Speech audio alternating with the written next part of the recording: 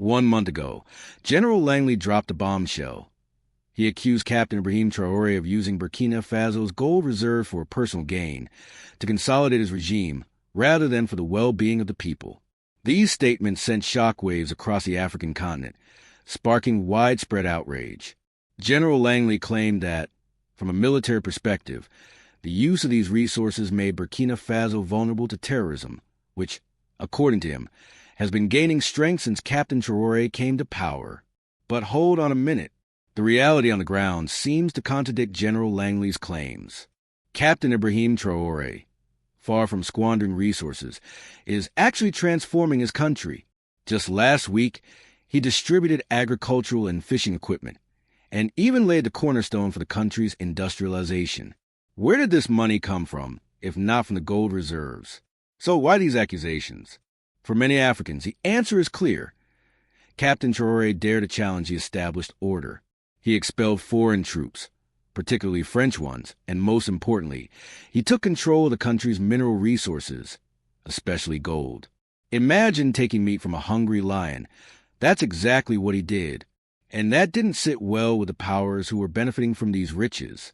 The terrorist attacks in Burkina Faso are not a sign of Captain Traoré's failure, but rather, according to many observers, the result of sabotage. These terrorist groups are reportedly coming from neighboring countries, often supported by those who want to destabilize Burkina Faso to regain control of its gold.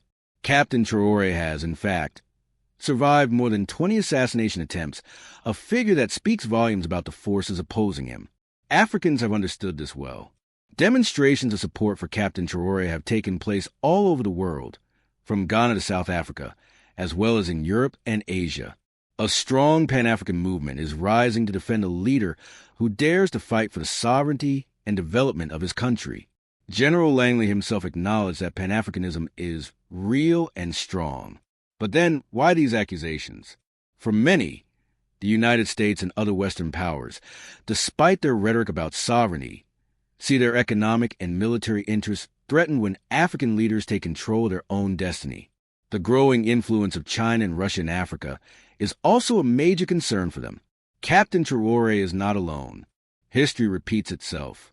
Muammar Gaddafi, Thomas Sankara, Patrice Lumumba all paid the price for wanting a united Africa in control of its resources.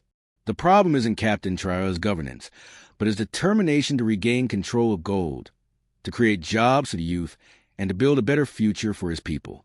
What is happening in Burkina Faso mirrors what needs to happen across Africa. We must unite, protect our natural resources, and invest in our youth. Industrialization, agriculture, job creation. This is the only path to peace and security on our continent. General Langley may not have apologized, but the facts speak for themselves. Captain Traoré is an example for Africa, a courageous leader showing the way forward. It's time for us, Africans, to wake up, unite, and build the Africa we want. What do you think? Is Captain Traoré a misunderstood visionary or a controversial leader? Share your thoughts in the comments.